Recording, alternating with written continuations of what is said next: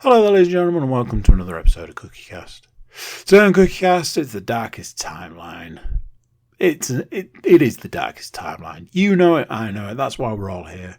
I'm going to be talking about the darkest timeline today, now. We've got birthdays, the misery of the working week, getting up early, and what it means for the day. And exhaustion. Those two things are not related. We've got games and movies, no TV still, but you know me. I'll get there eventually. One of these days, there'll be something good on TV. Before we get started, please do consider like, share, subscribe and comment. Leave a review where you can leave a review. And the big one there, peeps, is share the podcast around. Send it to a friend, family member, your dog walker's neighbour's dog. I don't know if that makes sense. Anyway, let's get started. Here we go. This is CookieCast, the darkest timeline.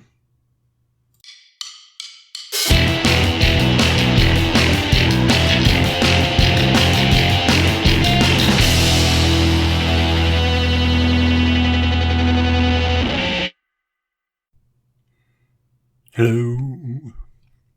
Try to do an upbeat hello this week rather than a spooky one. It is still the spooky season for another day here at CookieCast Towers.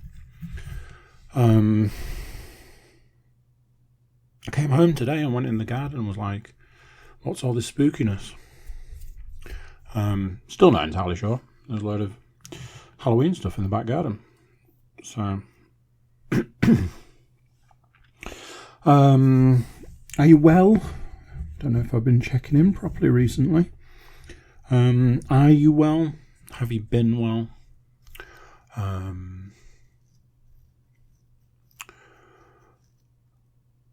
It's a bit of a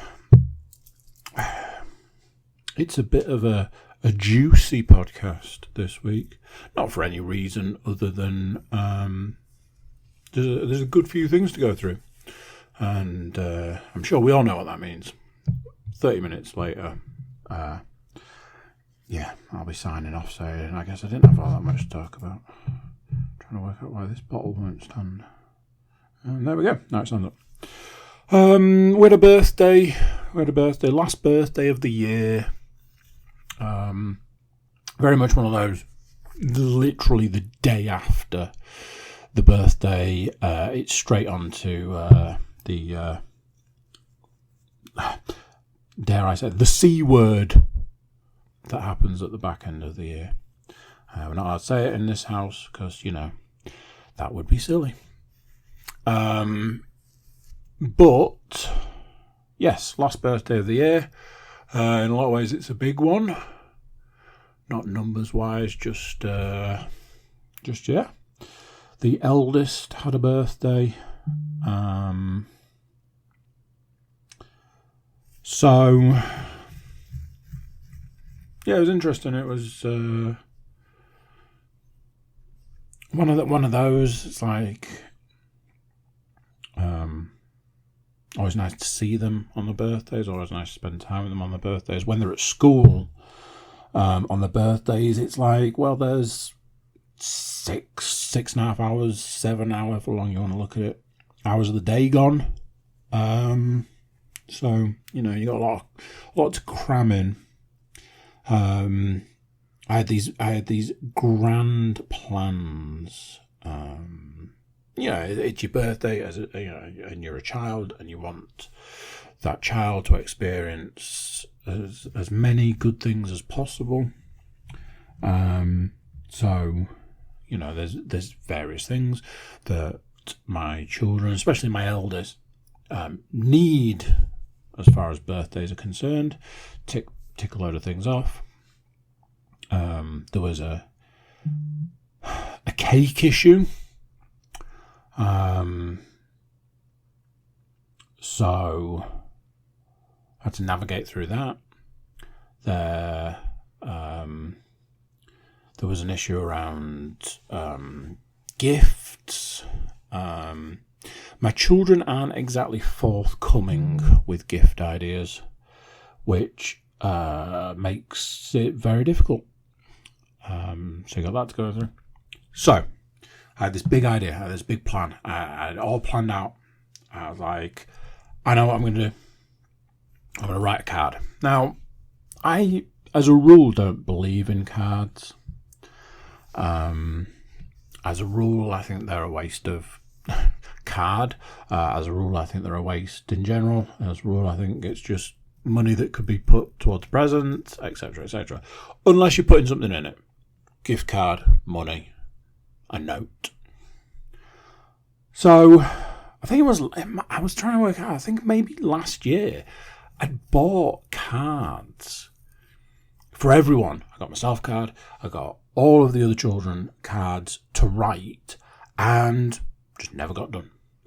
And it was one of those things, I can't say they were missed. So I'm a bit funny with cards. Every now and then, for various people, I write a longer card sort of thing. And that was my plan this year. I was like, right, I'm going to write a nice long card, a nice long message. I've been thinking recently that,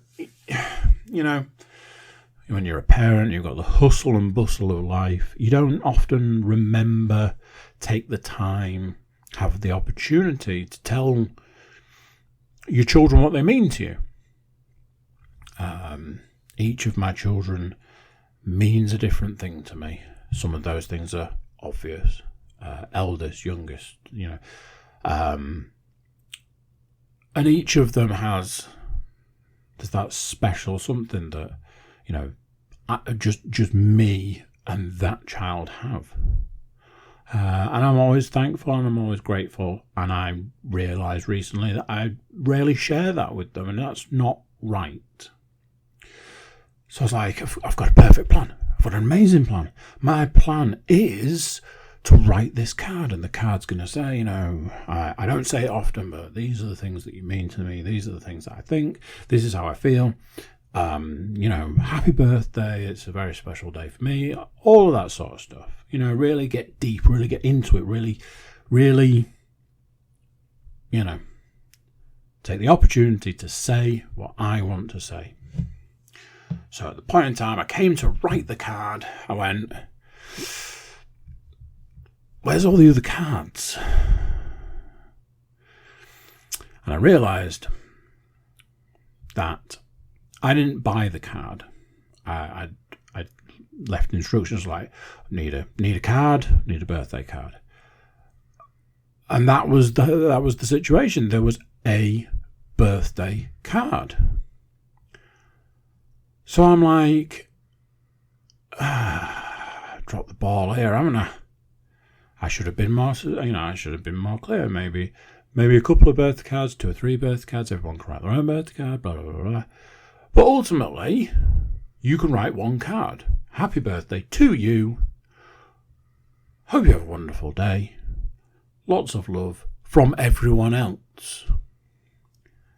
But I'd got it into my head that I was going to write this elaborate card, and was then like, I started writing it, and it was like, to eldest child.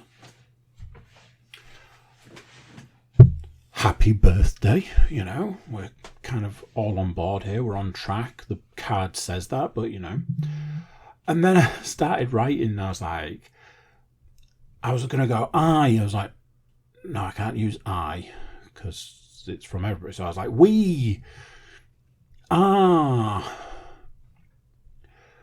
proud of you. I was like, this has gone horribly wrong. So I was like, I hope you have a great day. Lots of love, me. And then just this list of names. I had to double back for the number of names I wrote in the card. So then I'm like, I've let everybody down here. And I'm like, okay, so I put the card in the envelope. I was like, the card is lost cause at this point in time. It's not like I can go back and change it. I was like, I know, I've got an amazing idea. I'm gonna draw a little picture on the back. I drew a picture on the back. I thought it was great. I signed it and dated it. Obviously, the signed and dated with my eldest birth date rather than the day I'd done it. I put a name on the front. Then I put a name again in like a very twiddly writing. I drew another picture on the front. I was like, there, I've really put something into this. And then obviously realised, yeah, the envelope's going in the bin, innit? So that's kind of that. Like, this is not going well. But ultimately I realised what I was trying to do and what I should have been doing. So I was like, I'll only get a very short window of opportunity to speak to her. There'll be a lot going on. There's a very short space of time to get everything done. So there'll only be a small window of opportunity. So I will just tell her. And I need to tell her in the fastest way possible so that she knows what I think, what I feel, and all that sort of stuff. So card was nothing short of a disaster. But luckily, right at the end of the day, I managed the opportunity to just say a quick bit of something. So yeah, it was nice. I think it was nice. The cake issue. Some of my children don't like cake. It's a very simple equation. Some of my children love cake. Some of my children don't like cake. Some of my children like a certain type of cake, certain kinds of cake. Some of my children like more of something. Other children like less of that same thing. You cannot physically make a cake they will all eat. It is impossible. So when making a cake, you have to make the best judgment. If you can get 3 out of 4, winning. If you can get 2 out of 4, kind of still winning in a way. I made a call. I made a judgment call. I made a decision. I was like, I'm going to make this type of cake. And I'm not going to overload it. So that way, nobody can complain. It's a cake with some filling and some topping. I'm not even going to decorate the sides. It is just, in a lot of ways, it's going to be quite plain and simple, whilst also being quite elaborate. So I said to my eldest, we didn't have a conversation about a cake, so there. And her response was, that's fine, I'm not bothered. It's like, really glad I put 3 hours of my life into this, for you not to be bothered. Cool. So comes the point in time where everybody's due to sing. I bring out the cake. I've done all the candles, got the right number of candles. Here we go. Blow the cake. Job done. Here, take this massive sharp knife and cut that cake. Done, done, and done. I'll give you a small piece because I know you're probably not going to like it. And I'll give these guys a bigger piece because they'll probably like it that little bit more. And I'll give this guy a tiny piece. And that should keep everyone happy. And you already know what I'm going to say. They all loved it. All of them. They wanted more of every part of it. Now, luckily, I'd made enough filling, frosting, topping, whatever you want to call it, for a normal person cake. You put a nice layer in the middle, you put a nice layer on top, you put a nice layer around the sides, maybe have a little bit left over, probably not. I made it for what I thought was my children, so I had loads left over. I'm like, do you want some of the filling, frosting stuff?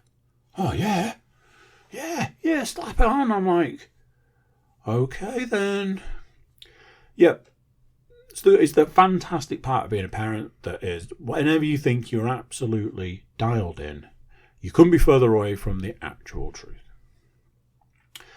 So there we go. The last birthday of the year, done and dusted. What's nice, And when I say nice, I'm being sarcastic. What's really nice is we always like to start the year with a birthday.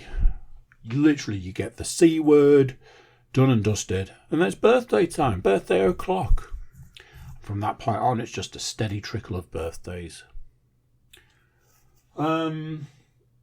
So,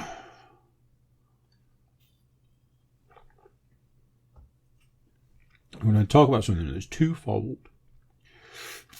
One, somebody I work with said something to me a couple of weeks ago. And as I told them today, what you said to me a couple of weeks ago absolutely haunts me. So, my youngest daughter started school. And the shine of starting school very quickly wore off. The realization of, what do you mean it's every day? Well, you have to go to school every day. Yeah, but what do you mean by that? Well, every day you get up and you go to school, apart from holidays and weekends.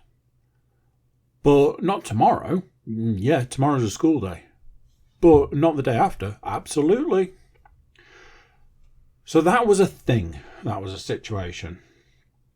And I, in my infinite wisdom, was like, look, I'm going to talk real. Let's talk real for a minute. I'm going to tell you what life is really like. This is your life now. From today till one of two things happens. Till either you retire or you die. This is life. For the rest of it. This is it. So, not my most inspired moment, I will admit that. And I kind of, I when you regret the truth, when you're like, well, I told her the truth. But you're like, well, maybe I shouldn't have done. And I don't think that she understands it and processes it in the same way. So that's that. Put that over to one side for right now. We'll move on. A couple of weeks ago, somebody who I sometimes sit next to at work, when I'm at work, said, what could be the most profound thing? I'm talking about being tired, coming to work, being tired when you're not at work and all that sort of stuff. And they said this. They said, can you imagine what life would be like if you had control of the most productive hours of the day? And what they were saying was, you get up on a morning, you go to work, and you work 7, 8 plus hours. And you come home, and by the time you get home, you're exhausted, and you don't want to do anything, and you don't want to, all of that stuff. And you do that for 5 days, and then you've got those 2 days that are supposed to feel like a break, but really they just feel like somebody pressed pause before you get to do it all over again. And those, let's call it 8 hours. Those 8 hours in that section of the day, that's the point in time that you would be the most productive, and you are literally giving those productive hours to whatever entity it is that then supposedly gives you what, let's face it, is not enough money to live on. So that's life. So they said that to me a couple of weeks ago, and I was like, wow, can you imagine? Can you imagine what that would be like? And I was like, yeah, think of all the things you could do. Think of all the things you could get done. Think of all the things you could achieve. I often like to mention books. I don't want to be the guy that goes, oh, just think of all the computer games you could play. I like to think about other things. I have this bee in my bonnet over the last few years about there are millions and millions and millions and millions of books in the world, and you would never have the time to read them all. But you could give it a good go. So that statement, can you imagine what your life would be like if you had control of your most productive hours in the day? That continues to rattle around in my brain on pretty much a continuous loop. No more so than when I take my youngest daughter to school. I take her to school. And there's the area where we stand, then there's a bit of pavement, then there's a gate, then there's an outside area, then there's the door. The door they go in. Not into the classroom, just the door they go in. So on the days I take her, I'm always on my toes, I'm always ready for the sniff that it's time to go in. Because I don't want her to walk away without me, I want to give her a hug. I want to say, have a fantastic day, learn lots, be nice and make a new friend, be good, enjoy your day, I'll see you in a bit. So, something I've realised recently is I watch her. The last thing I need to see is her step through that door. So I know that she's gone in through the door. And I watch her. And as she walks away, with every step, like full stride, full step, I watch her shoulders sag just that little bit more. So each step they sag, another step they sag, another step sag. And I'm like, that phrase, imagine what we could do, that plays on a loop through my mind as I watch her shoulders just sag and sag and sag and sag. And then she goes through that door and I'm like, it's freaking depressing, isn't it? It is depressing. And especially looking at her at the start of what is essentially her career, knowing that this is it every day from now till the end. How freaking miserable is that? How miserable an existence is that? Honestly, I'd like to say it keeps me up at night, but I'm too tired from working to be kept up at night.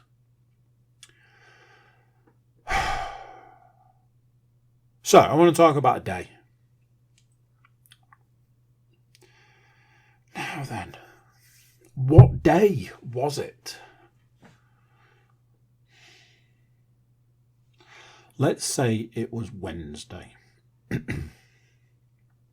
Let's say it was Wednesday.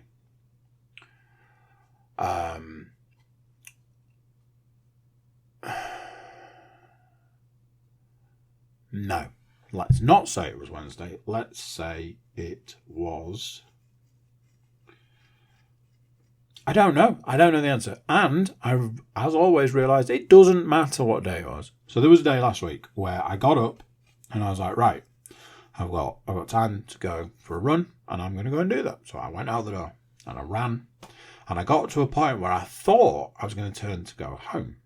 And I looked at the watch and I was like, hey, I've got time. So I'm going to go for the longer run of the 2 or 3 runs I do these days, really tackle the day. And as part of this, I was like, do you know something? I think today's the day that I'm gonna really attack today. So I ran the long run. I got back from my long run and I took the dog for a walk. So 5k, 2-mile dog walk. A little bit later in the day, I was like, right, I have reached a point where I can go and do some more exercise. So I went in and jumped on the treadmill for 30 minutes. So I did 30 minutes on the treadmill. And I got off the treadmill, had a break, about an hour and a half. A couple of hours later, maybe, I was like, right, I'm now going to go and do a workout. I went and did a workout. I came back from my workout, and a couple of hours later, I was like, right, I'm now going to walk the dog. So I took the dog for a walk. And I got back, And at the end of all of that, I was like, I have absolutely crushed it today. I have dominated the day. I tackled everything with gusto. And at the end of that day, I was like, why haven't I completed my move goal for the day? That day was like, it was full on, full blown, absolutely chocker day. And by the end of it, I think I was still 200 short. Now, luckily for me, I've been playing a bit of Quest, and I know that the Quest, obviously, there's a lot of movement involved, so I knew that I'd probably get the 200. But I was like, has my day died off that much that even doing like a full-on day, I still can't achieve what I used to achieve? Because I think I said a little while ago, I was dialing stuff back a bit in the hope that it would try and affect my weight. There was a theory that I was doing too much.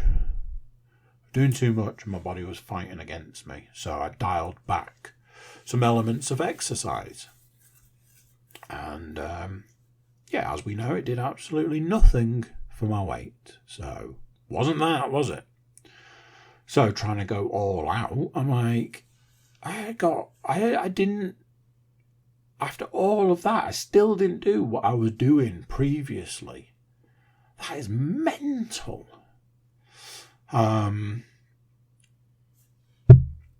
Likewise, another thing that I noticed this week. You know those days where you set the alarm and you're like, I'm going to get out of bed at this time. I'm going to get up and I'm going to do what I need to do. And blah, blah, blah. Come the morning, alarm goes off and you're like, I'm absolutely not getting out of bed. It's far too early for this. No. I will have an extra 15 minutes in bed. Screw you, life. The rare opportunity where you go, the alarm has gone off. I am going to do the right thing. I am going to get out of this here bed, and I'm going to do it. I'm going to get after the day. I'm going to, like I was saying before, attack that day. So, I had a day the other day where that's what happened. I was like, right, rather than having the usual 15 minutes of, I'm just going to get back into bed. I didn't. I was like, right, I'm going to take 15 minutes. And it wasn't 15 minutes, it was half an hour. I got up especially early. And I was like, right, an extra half an hour is going to be, it's money, isn't it? Half an hour extra means that I can get everything done that I need to and be early. I can't even remember whether it was a work situation or whether it was a non-working situation, but I was like, I'm going to get out of bed and I'm going to do what I need to do. And I got out of bed half an hour earlier. By the time I was leaving the house,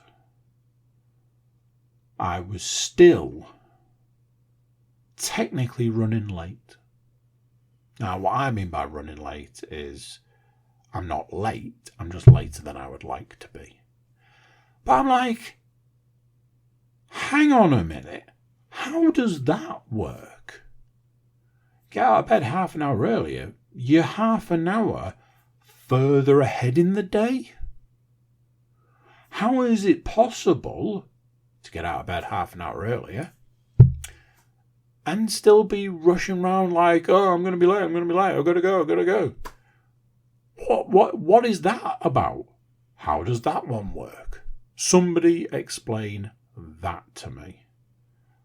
I was proper like, what is happening right now? How is this a thing? What is going on?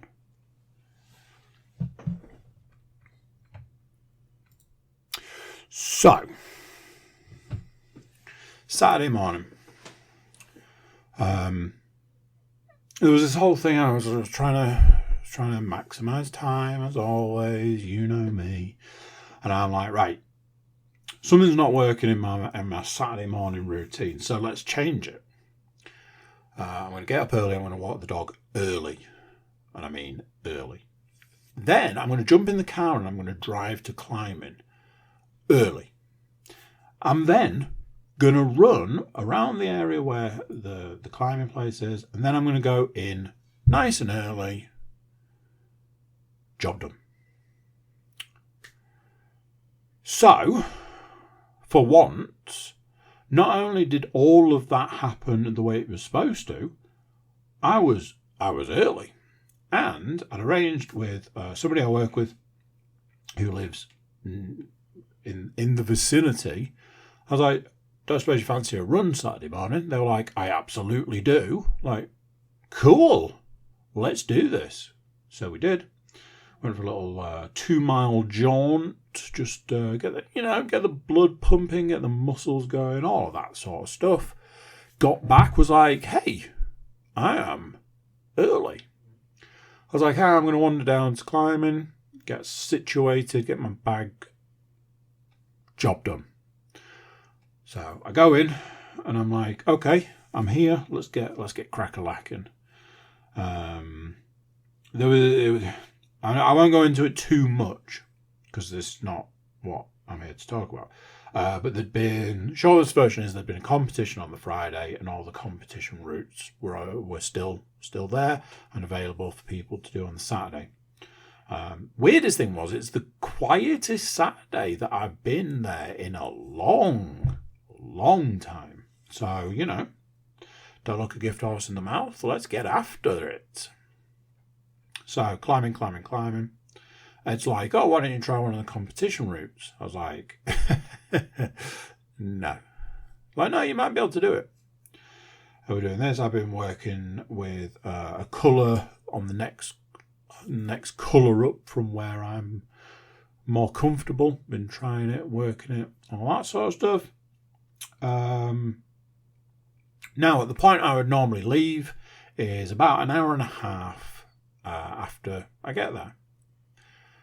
However, on the Saturday just gone, that was not needing to be the case. So I was like, well, I'll stay for another half an hour. Job done. I was like, no, you don't need to stay a half an hour. Just stay there. Stay for the morning. Enjoy it. Relax. Have a good time. So I'm like, okay. So I have been experiencing some issues. Those issues are around climbing, but I did something a few months ago, and it was very silly in a series of different ways, but it was what it was. I tried to plug a plug in, and I couldn't plug the plug in the way I wanted to plug the plug in, and I had to twist my arm in a particular way, and I couldn't do it, and I moved whilst my arm was twisted, and I hurt myself quite badly. As it turns out, this has had a knock-on effect in a variety of different ways, and one of the ways that I'm affected is when I go climbing, after a while I get a twinge in my arm, in my shoulder, etc. And I know from that point on, that twinge is only going to get worse, it's only going to get more painful, and it's going to make for a more difficult time. And it's an added, I don't know what you call it, an added difficulty sort of thing.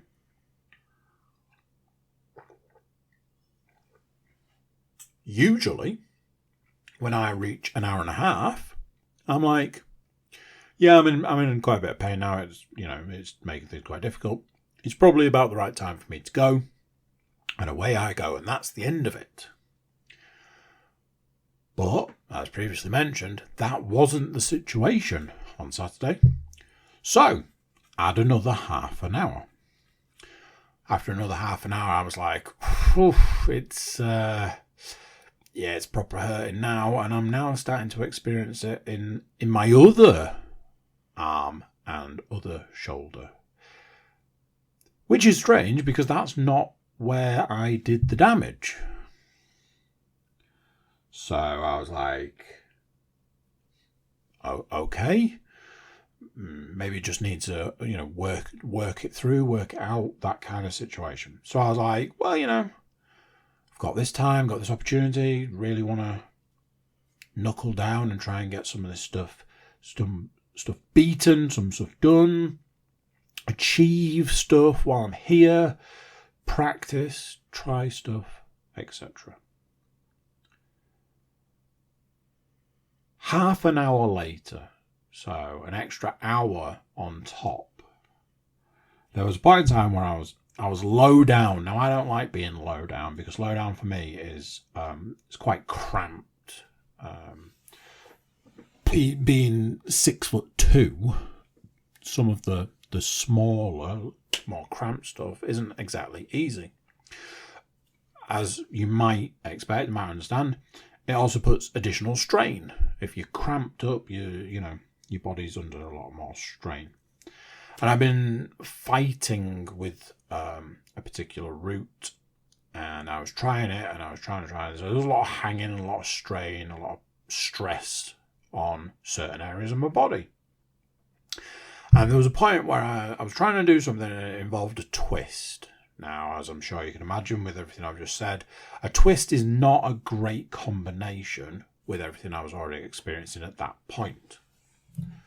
So I tried it and I couldn't do it. And I came off and I tried it again and I got further. I was like, cool.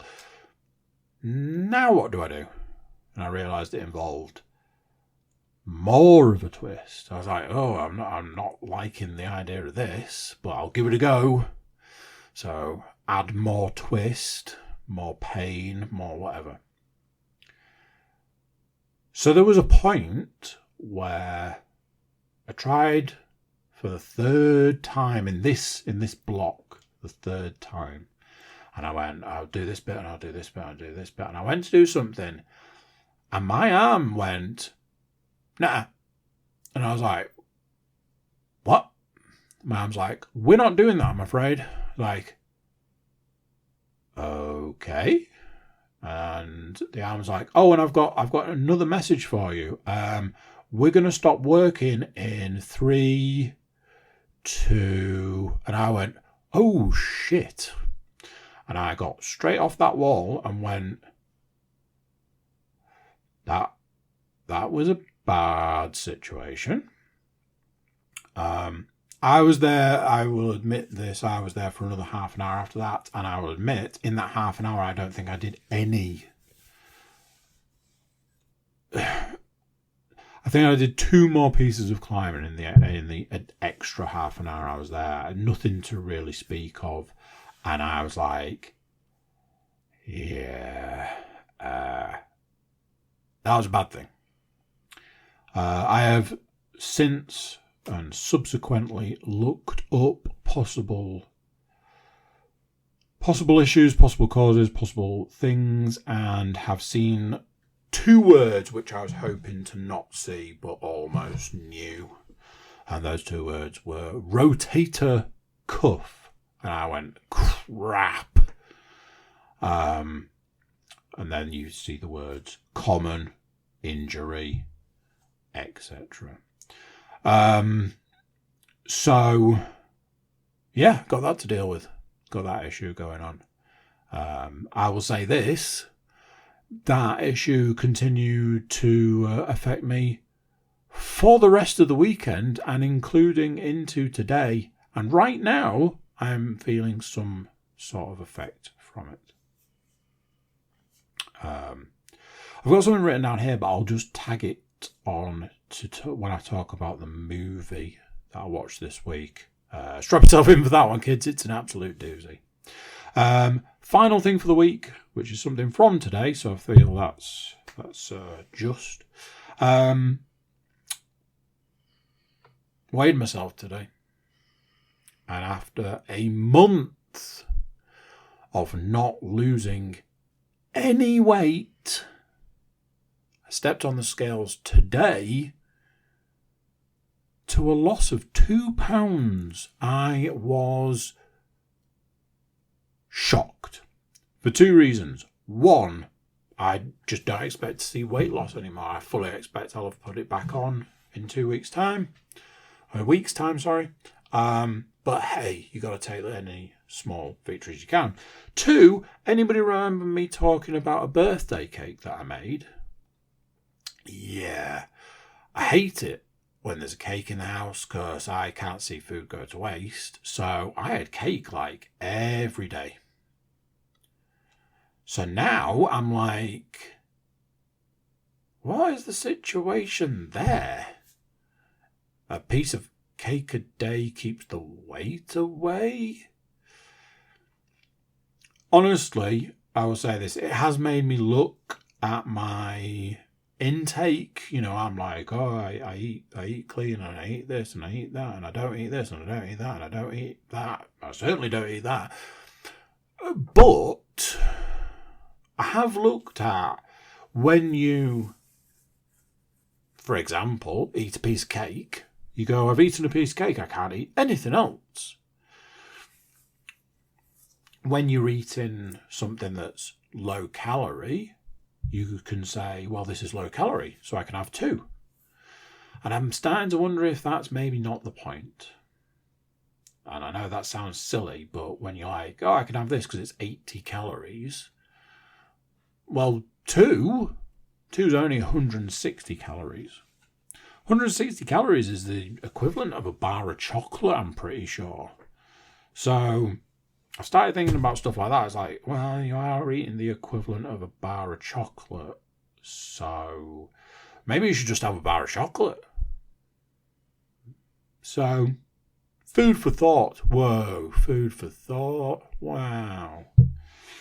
That was the week right there. Let's talk entertainment. I knew I hadn't written something down. I've got a really cool thing to talk about, entertainment-wise. This, however, is not. I watched a film this week, and for every single fibre of my being, I really wish I hadn't. It's the spooky season, so you're supposed to watch spooky movies. Not a great subject for me. I'm a real hit and miss. Somebody recently said to me something where I was like, yeah. They were like, I don't like most scary films because I don't think they're very good. And the ones that are good just want to scare me, and I don't like being scared. And I was like, I think you've hit the nail on the head there. So they were like, I like them when they're funny. As it turned out, me and this person watched the same film on Saturday night. I watched Scream. No, not the original. It is technically Scream 5, but the clever people at the Scream Factory decided to just call it Scream. I'll hold my hands up on this one. I can't say for definite that I've seen Scream 4. I presume I have. Couldn't tell you a single thing about it. So I'm a bit like, eh. So, Scream, or Scream 5, or whatever. In 43 years of life, I can say this much. It is possibly the worst film I've ever seen. Possibly. Not definitely. Possibly. I will give anything a chance. Within reason. I was like, maybe it'll be good. 10 minutes into the film, I was like, I need to walk away from this. This film is absolute garbage. But I didn't, and I should have done. I should have had the strength in my convictions to say, I don't need to watch this. I'm going to go and do something else. And I didn't, and I should have done. So,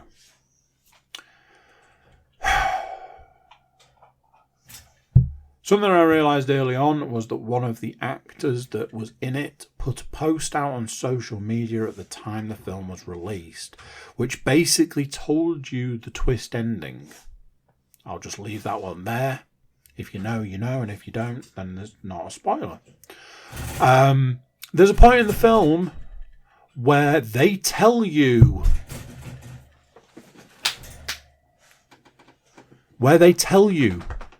who the killer is.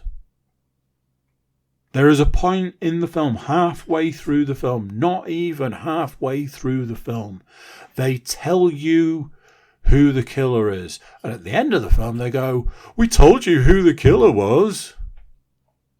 Well, yeah, you did. One of my favourite things is they want you to believe that the main actress and one of the other main actresses are related. They weren't even the same, species. I'm pretty sure at one point I looked up. One of the actresses I didn't need to look up. I know who she is. I've seen her in other things. The main actress, I had to look her up, and I was like, she's Mexican. And you can tell.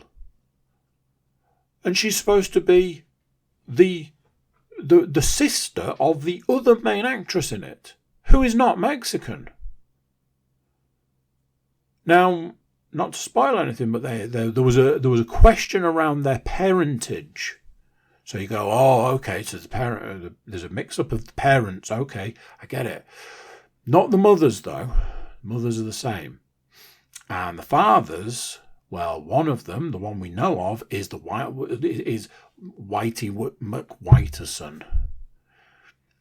So, your solution to this was, let's get a female actress, a female actor who is Mexican, and one who isn't, and work on the principle nobody will notice. Things like that were very common in this film. What we like to do is we like to do remakes, reboots, sequels, prequels, and all of that, and make it okay by referencing the fact that we're doing that through the entire film, non-stop. Oh, but we're doing a reboot, aren't we? So but reboots do this, but we're not going to. I'm not saying that this was this was physically said in the film.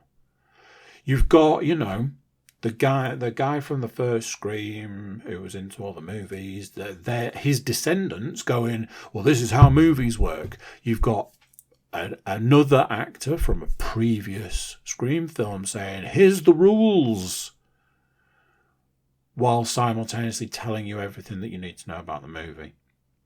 Honestly, it was painful. I'm pretty sure my next door neighbours could physically hear my eye roll. Honestly, hands down, possibly the worst film I've ever seen. Whoever was responsible for the script, for green-lighting it being made, for making that film, they should be put in prison. Nobody in the world should agree that film should have been that. In any way, shape or form. It's the film where the film exists in its own universe. And they're then telling you that they're the characters in a film. Oh, well, if you were this character in a movie, you'd be doing this. But it's not a movie. It's real life. I'm not joking. That was pretty much word for word a line from that film. They did we're going to bring back the characters from the other ones. Yeah, we're doing that. Because they don't need any money, do they? No, they don't. They don't need the money. So why are they doing it? But they came back anyway, looking as rough as arseholes. And, whatever you do, don't come back into the movie. I'm absolutely not going to do that. You were just in the film. You wouldn't have been in the film if you weren't coming back in the movie. I'm not coming back. No way. Good, because I told you not to come back. I won't. Oh, look, there you are, 2 seconds later. What a surprise. I am shocked by this. This film was awful. I've seen some bad films in my time, and the ones that are good are the ones where they're supposed to be bad. This was a film that thought it was taking itself seriously. They thought if they made enough reference to it being a reboot, remake, sequel, prequel, they had a name for it. A prequel? No. I can't remember. Every single character was a cliche. Every single cliche was a cliche. It is just the worst. Every aspect, the murders, oh god, they did that thing, and I hate it. They did that thing.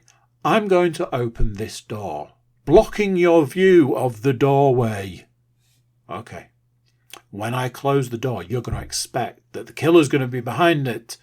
But close the door. Dun dun dun, they're not there.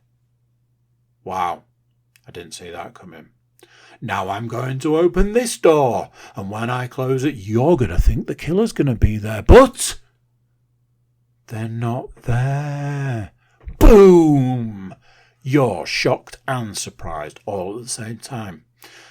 No, not really. Guess what? We're opening a door again. And now we're closing it. Guess what? Yeah, the killer's not there. But then when they turn around, the killer's there and they got stabbed.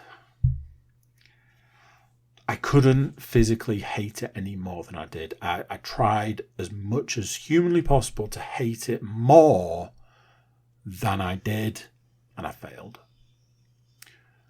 If anybody ever in your life says to you, do you want to know what Scream 5?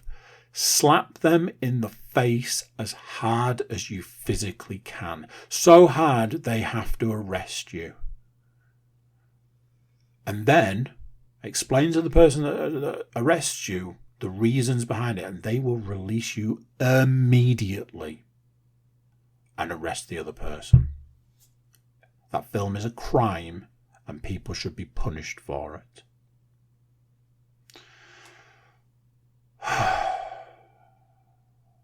Let's talk computer games instead, because, they're super fun as well. Oh, I've got a doozy for you this week, kids. Oh, I've got a doozy for you. Let's talk the last gasp of Game Pass. The very last gasp of Game Pass for me. Did I play Starfield? No. Did I play the UFC game I was playing? No. Did I play a driving game from a fair few years ago that I've played before and finished? I absolutely did. I played The Crew.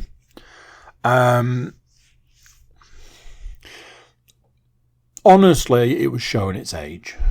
There was some stuff in it that I wished wasn't. It's like, I'm driving down this street, and I think I mentioned this last time. There's a challenge in the middle of the road. It's like, I don't want to do a challenge. I'm driving 14 miles in the time it would take me to drive about 14 miles in real life. I don't need a challenge slap in the middle of the road, which I now have to swerve to avoid and potentially crash. I get it. I understand it. Where I am in my gaming life, I don't want it. We'll come to that shortly. So there was that sort of stuff. You kind of have to negotiate around it. Game Pass ended, and they were like, hey, do you want another couple of weeks for £1? And I said, I'm good, thanks. There's a reason for that, and I'll cover that off at a later date. So yeah, I might be saving it for something, but we'll see. Right, let's flip these two things around. One I played more recently, but every now and then you get a day where it's like, oh man, I could really do with an activity today. I don't want to be like, what's that phrase? like bouncing around the house with nothing to do. There's always jobs to do, so you can do jobs, which is what I did. But I was like, man, I want an activity and all this. But then I had an idea. I said to my youngest daughter, I was like, hey, do you want to play some computer games? I have like fond hopes that one of my children will say to me one day, Dad, I'm going to be your little gaming buddy. And I will say, I've waited a long time for this. So, you got to try it. And my eldest, I think that's chip as sailed, if I'm honest. Middle daughter, showing promise. She was playing Skyrim that time and she was doing really well. My youngest daughter does this thing where she's like, all she wants to do is have a go. But basically can't do it. So because of that, doesn't quite have enough interest. So I was like, what should we play? What do you want to play? She's like, I want to play this game. I was like, well, I'll talk about that later on the podcast, so I can't talk about it now. I was like, okay, well, so we played a game and like I say, she couldn't do it. And I was like, you need something that's simple but effective. And I might have just the thing for you. I said to her, do you like golf? She said, I love golf. I was like, let's play some golf. I have 2K23. I might have mentioned about buying some games. I might have not. One of the games I got was 2K23. I have not played it. Long story. Some of it will become clear shortly. And I was like, it's a golf game. You pull back, you push forward, job done. I was like, this could really work for her. So we put the golf on, and she's like, I want to go. And I'm like, I'm just trying to get through the beginning, the learning bit, because we don't need this. We know how to play golf. You pull back, you push forward, job done. I want to go. I was like, I'm just trying to get you so that you can play. Okay? Let's just hold our horses. We'll get there in a minute. I want to go. Sweet mother. So eventually we got to the thing. I was like, right, we're going to play golf. Okay. So we start. I was like, now it's your go. All you have to do, pull back, push forward, and away you go. So first hole, she took a 6. And I was like, that is not bad. For the first time, first hole, first round of golf you ever played on a computer game. 6 on your first hole is not bad. I'm pretty sure I took a 12 the first time I played a golf game, and I had to work from there. Hole 2, she took a 7. Okay, well, maybe hole 1 was a par 3 and maybe hole 2 was a par 4. Maybe that's the difference. Hole 3 was a par 3 and she took 3 and I went, what is happening right now? Hole 4, she was putting for birdie. I'm like, oh my God, it's finally happening. It's happening. Oh my word. She's doing it. She can do it. Oh my God, this is amazing. I'm like, I was saying to her, I was like, what is happening right now? You're doing it. You can do it. She's like, well, it's easy. And I'm like, oh, all right, chill out. That's not, this is an achievement. So shortly after that, she started hooking them. And I was saying to her, like, look, when you're coming back, everything's fine. When you're going forward, you're going off left. And that's why the ball's going that way. So, you've ended up in the water. You had to take a drop. You've ended up in not 1, but 2 bunkers. And instantly, she was like, you play then. I was like, I've lost her. I lost her. I shouldn't have said anything. I lost her. I was just trying, I was just trying to help. So me and my youngest played a little bit of golf. I did a couple of holes. I was like, eh. So, here we go. The doozy. It's going to be a surprise doozy. And that doozy is Spider-Man 2. Or should we call it Peter Parker the game? Or should we call it Busy Work the game? Oh, strap in, kids. I've got a review for you and you're not going to like it.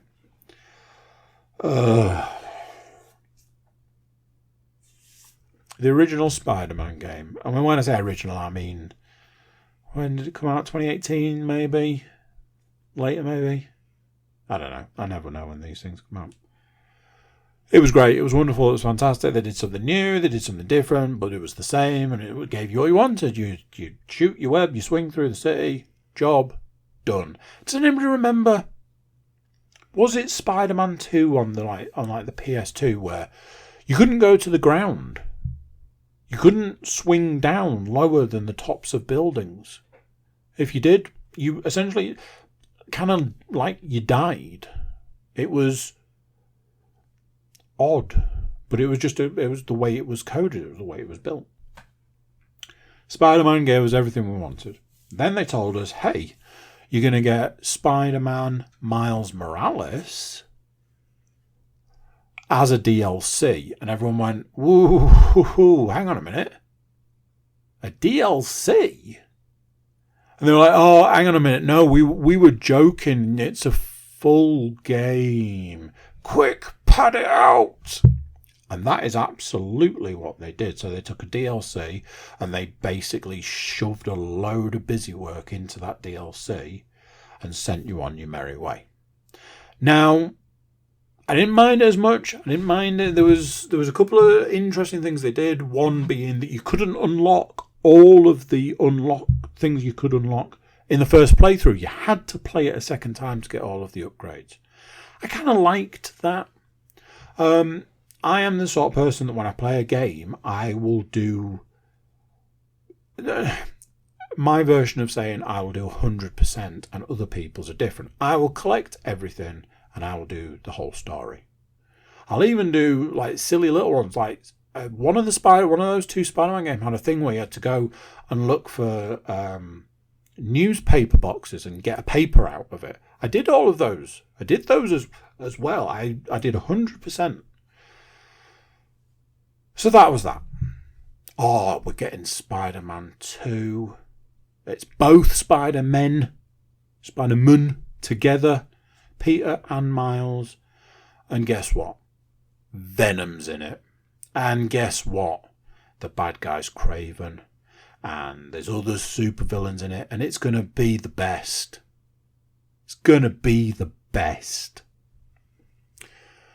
Okay. I'm on board. I will sell a third of my entire game collection and my original quest just for the opportunity to buy your Spider-Man game, which is what I did. I got it and I installed it, and I was trying to get a video of my son because I would be like, hey, who's on the TV? And he can't say Spider-Man. He says something that sounds a lot like Iron Man. But it was still funny. I tried to get a video of it, and I couldn't. Because you never can. So I played the Spider-Man game. And like I said, is it called Spider-Man or is it called Peter Parker the game? Because let's face it, ladies and gents, you know full well there's going to be an MJ section. Oh, we're not happy with that though, are we? We're not happy with just having an MJ section. Let's make Peter a real main character. You know, Peter who can't even run. You know there's going to be a Miles section. You know there's going to be an MJ section. Let's get Peter in there. And it's not like when he was wandering around Doc Ock's lab, just doing a little bit here and there. Nah, let's get him playing a big chunk of the game. So that beginning, it's like 50-50 at one point, swinging around the city and walking around a house as Peter. Okay, alright, it's fine. We'll get back to playing the swingy and the shooty, the webs and the punchy. I should probably give it some positives. I like the wingsuit. I like the wings. I'll say this, I like one of Peter's upgrades. I don't know how it works, how the logistics of it work, but I like it.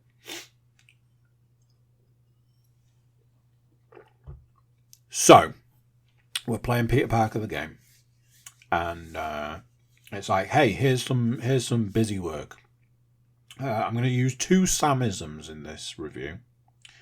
One is go and collect 20 bear asses, which is the busy work section of the game. And Spider-Man 2 is just overflowing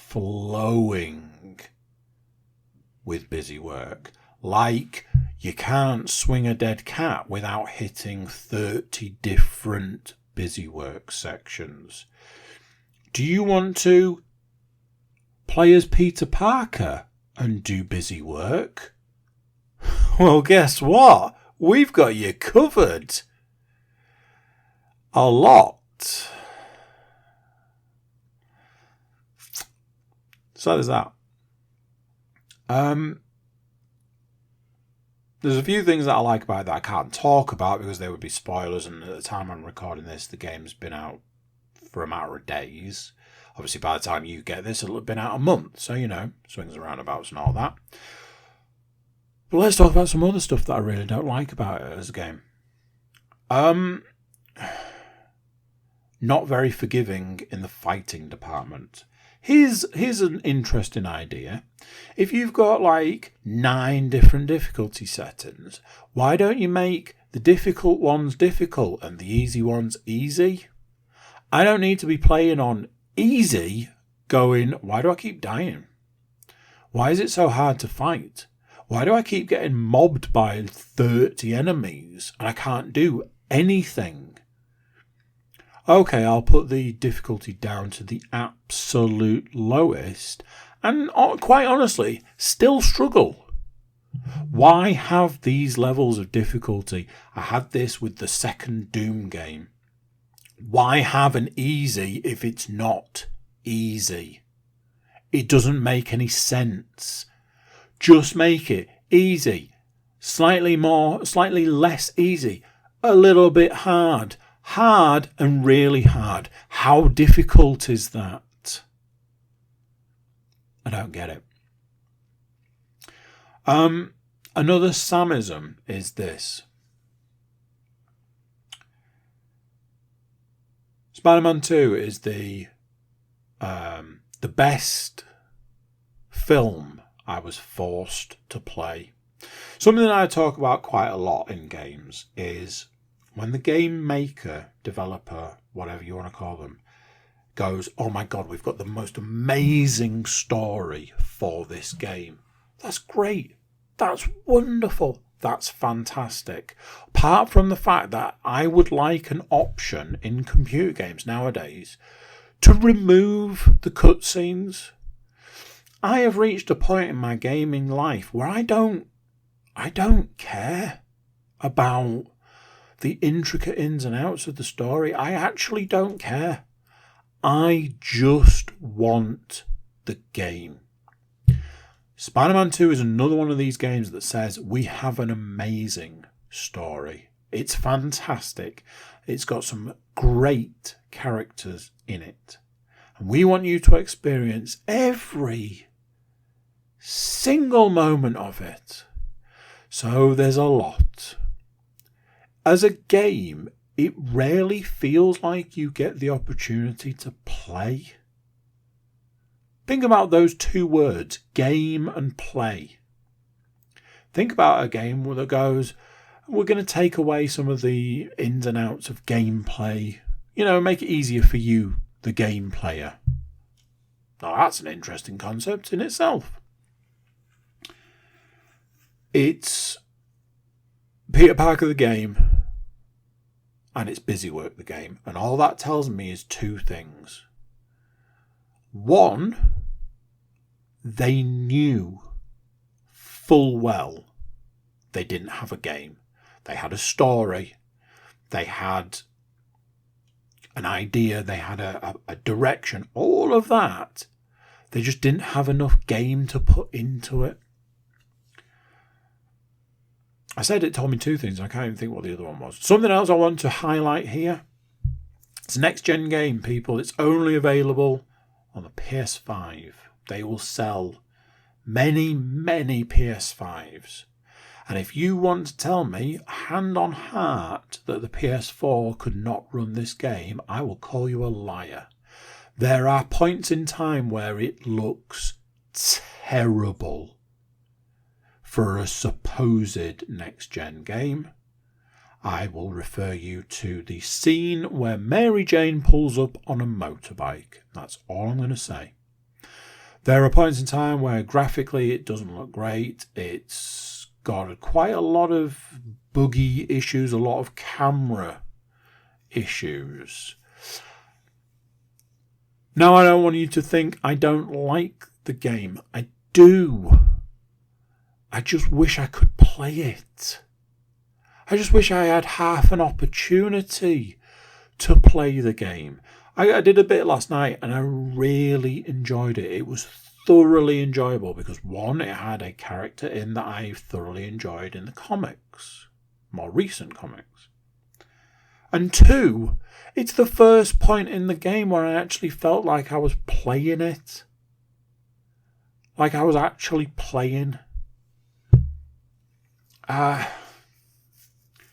know that MJ bit's coming. I know it's coming. I know it's on the horizon. And I'm like, that's just one of those things you kind of accept that you're going to hate every minute of it. But how many more times am I going to have to play as Peter? How many more times am I going to have to play as Miles?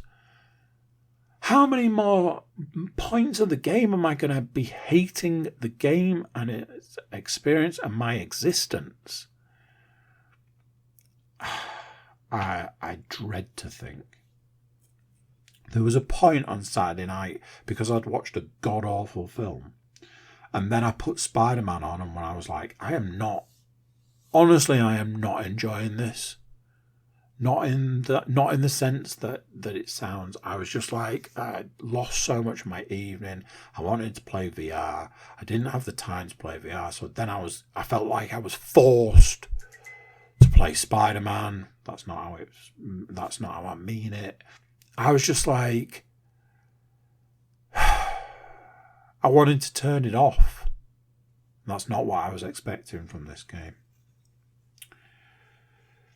I'll continue playing it and I'm hoping it's going to get better. Let's put it that way. Speaking of VR, did I mention last week that I found that the story stuff that I'd been looking for in Bone Lab was actually locked?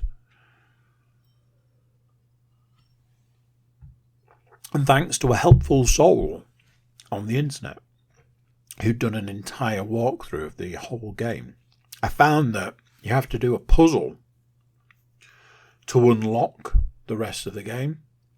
Well, I did said puzzle, and I unlocked the rest of the game, and I played it, and I finished it. And it was very enjoyable. There's a couple of bits I may or may not have lost my temper with,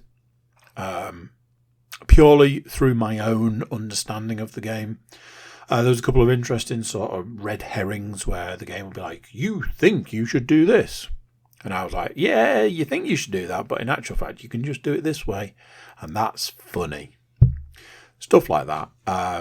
It's very good, very enjoyable. I have been playing it again to play some of the stuff I've been playing before in the hub. I've been trying to do some of the arena stuff and not being able to, which has been a bit weird. I've started on the trials in the arena. I'm going to try some of the other challenges. All in all, it's just super fun. It's just a super fun game. It's enjoyable. It's definitely worth the money. It's given me hours of fun, just like Boneworks did. Very much looking forward to seeing how far I can take this game. I've played some other bits, Robo Recall, Pistol Whip, stuff like that, but nothing major to really talk about. there we go. That is that. A little bit ranty towards the back end. It was a ranty time. A ranty time, whatever the hell that is. Thank you for watching. Thank you for listening. I'll catch you next time. So there we go. What do you think of that? Another one gone. Another week gone. Another podcast gone. Another point in time gone. Something went. I know that much. Thank you for watching. Thank you for listening. Thank you for being here. If I can ask you before you go, please do consider like, share, subscribe and comment. Leave reviews where you can leave reviews. Check out the website, thecookiecast.com. There you can find social media links and an email button, and you can get in touch with us. That's it for this one. Till next time, I'm going to say bye, and I'll see you then. Thank you for listening. Thank you for listening to this awesome cookie cast.